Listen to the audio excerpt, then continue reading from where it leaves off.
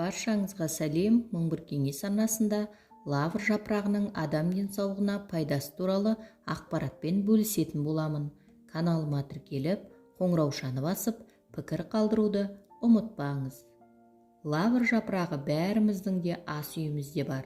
Оны көбіне қуырылған және бұқтырылған ет, сорпа секілді тағамдарға қосамыз.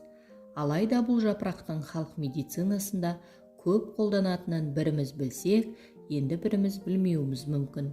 Оның құрамындағы эфир майы, органикалық қышқылдар қабынуға қарсы әсер етеді. Лавр жапырағы субтропикалық климатта күн сәулесінен энергия алып өседі.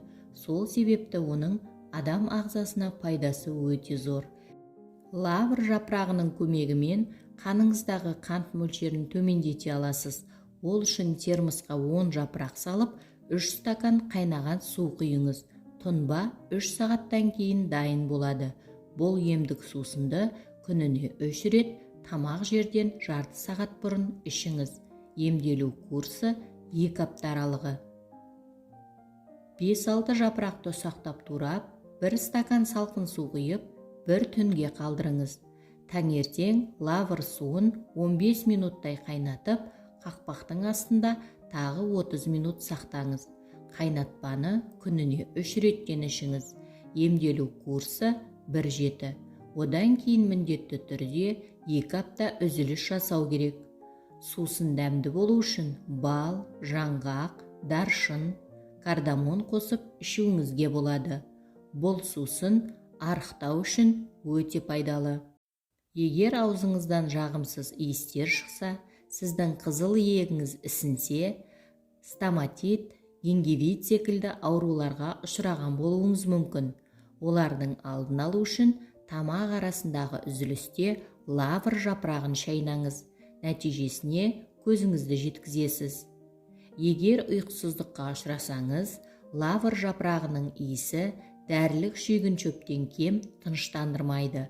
Жастығыңыздың астына бірнеше лавр жапырағын салып жатсаңыз, жаңа туған нәрестеде ұйықтайсыз. Бұл әдіс балаларға да пайдалы. Мұндай хош иістен бала керемет қалың ұйқыға кетіп, түн ұйқысын мүлдем бөлмейтін болады. Ара шағып алған кездегі сезім бәріңізге де таныс болар. Егер сондай жағдайға тап болсаңыз, лавр жапырағын ара шаққан жерге қойып, байлап тастаңыз. Қабыну тез арада кетеді. Үйіңіздегі жағымсыз иісті кетіру үшін лавр жапырағын пайдалануға болады.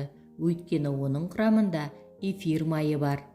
10-15 жапырақты алып, қайнатып, бөлмелеріңізге қойыңыз. Бірнеше минуттан кейін керемет хош иіс шығатын болады. Лавр ағашының жапырағы қарағай мен шырша сияқты мәңгі жасыл. Биіктігі 25-30 метрге дейін жетеді. Гүлі мамыр маусым айларында ашылып, жемісі қарашада піседі. Жемісі сүйекті қара қоңыр болып өседі. Жемісін күзде жинайды. Лавр жапырағынан дәрі-дәрмек жасалады. Оның емдік қасиеті мол. Оны халық емшілігінде де қолдануға болады. Солардың кейбіріне тоқталып өтейік.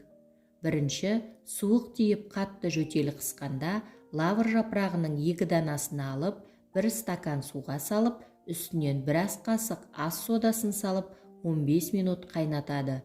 Қайнаған соң 1 ас қасық бал қосып, жылыда ішеді. Ішер кезде лавр жапырағын алып тастаңыз. Міндетті түрде жылылай ішу керек. Жөтел тоқтап, қақырық шыға бастайды. Екінші, көз бұлшықтанып түйіліп ауырғанда 4 дана жапырақты ұнтақтап, жарты стакан қайнап тұрған суға салып, бұқтырады. Осы сумен жылыдай көзді жуады. Бірақ ішуге болмайды. Үшінші, құлақ ауырып, ішінен ірің су аққанда, лавр жапырағын ұнтақтап, қайнап тұрған 1 стакан суға 1 ас қасықпен салып, 2 сағаттай бұқтырады. Сонымен құлақты жуып, ішіне аздап тамызады. Төртінші, сусамыр ауруына 10 тал жапырақты ұнтақтап, 3 стакан қайнап тұрған суға 3 сағат бұқтырады. Осыдан күніне 3 рет, әр жолы 3 ас қасықтан ішеді. Бесінші, Аяқ пен буындарда шошайып шыққан түйіндерді жазу үшін лавр жапырағының 5 талын ұнтақтап 100 грамм мүсәтір спиртіне салып, түрі қоңырқай тартып өзгергенше қояды. Дайын болған соң түйіндерге жапсырып ысқылайды. Сондай-ақ адам ағзасынан артық тұзды шығару үшін лавр жапырағының 5 талын алып, жарты литр суда 10 минут ақырын қайнатады. Жылылай осы суға біраз қасық бал, кішірек 1 лимон шырынын қосып ішеді. Бүгінгі пайдалы ақпаратым кәдеңізге жарасын.